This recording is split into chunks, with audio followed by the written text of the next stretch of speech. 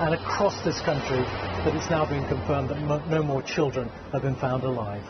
Alim Makbul with the latest there in Mexico City. Thank you. It's a powerful and effective drug that's been prescribed for decades to people with epilepsy and bipolar disorder.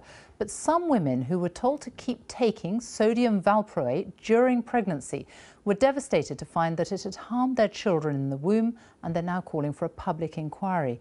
It's estimated that around 20,000 children have been left with physical and mental disabilities in the UK. It comes ahead of a Europe-wide drug safety review next week. This special report is from our health correspondent, Sophie Hutchinson. Oh, dear me. 3-year-old Alfie has only just learned to walk. He can't speak or point. He has severe learning difficulties caused by the epilepsy medicine which his mum Natasha took while pregnant. Sodium valproate has been prescribed since the early 1970s, but women say they're still not being told about the risks. There was nothing mentioned about valproate at all. Just said keep on the drug. I wasn't aware of any risks. Well, you can do 3 things from that one. It wasn't until Julie Marjot's 4th child was born that she was told her pills had harmed 3 of her children. I think shock at first, numb, and then afterwards is laying in bed and just feeling guilty. Her 7-year-old daughter, 11-year-old son and 21-year-old daughter have all been affected. As time went by and I had more children, we saw more paediatricians, we saw GPs, we saw midwives, we saw all of these healthcare professionals. Why did it take for me to have 4 children before somebody finally sort of said, that child looks like it's got sodium valproate syndrome?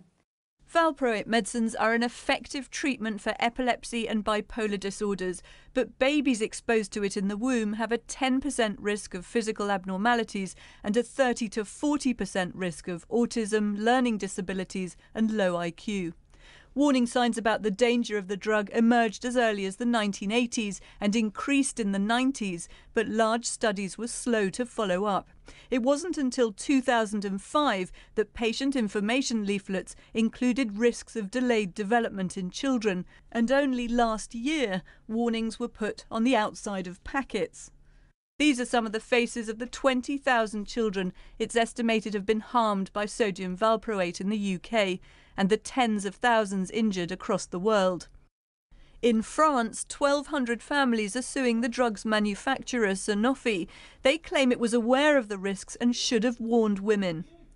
These red files are just some of the cases for the French trials. Lawyers here say they give an indication of the huge scale of the harm caused by sodium valproate. Let's take this one. This is... Their lawyer showed me a Sanofi document from 16 years ago, which lists cases of children born to mothers taking valproate who had developmental problems, many of them in the UK. You can see UK everywhere. The French government is supporting the legal action and has also put aside around £9 million to compensate the families. Hi, Andy. But here, parents like Emma Friedman have given up hope of a day in court. Her 18-year-old son Andy is severely autistic after being harmed by valproate. In 2010, Andy's case was part of a class action. 100 families tried to sue Sanofi, but 3 weeks before the trial began, legal aid was pulled and the case couldn't go ahead. I believe that the children have had justice denied. We need to have a public inquiry into what went on. Why were the warnings ignored with this drug? Why wasn't further research done? Why weren't we informed? Who was responsible?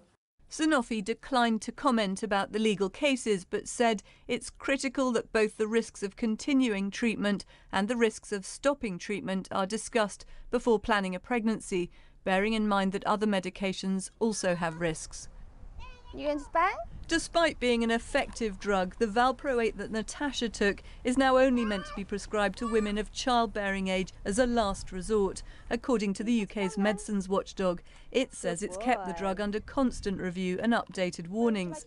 But next week, the European medicines watchdog will examine whether those warnings are actually reaching women and protecting children.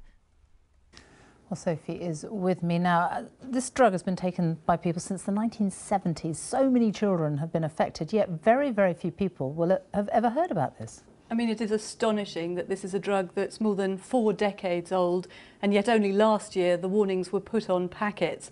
Many people say it's as though this tragedy was hidden in plain sight, if you like. Now, it is important to stress that for a minority of women, this is the only treatment that they can take, and doctors stress that if they have a seizure in pregnancy, there are very serious possible consequences. But what the women say is that because they weren't told of the risks, they didn't have an informed choice to decide whether to have children or not. Some even went to their doctors and said, could they take the medicine if they were planning a family, and they were wrongly reassured that the medicine was safe. And now they have children that have irreversible, life-changing disabilities. Now, tonight we've had messages from many mothers. One said parents were crying at seeing their babies on TV and that finally someone had listened. Sophie Hutchinson, thank you. And the advice for any women who are concerned about valproate is do not stop taking the drug without first consulting your doctor. For more information and links to help groups, you can go to the BBC website. The boss of Ryanair, Michael O'Leary, has admitted that a significant management failure has caused the cancellation of 2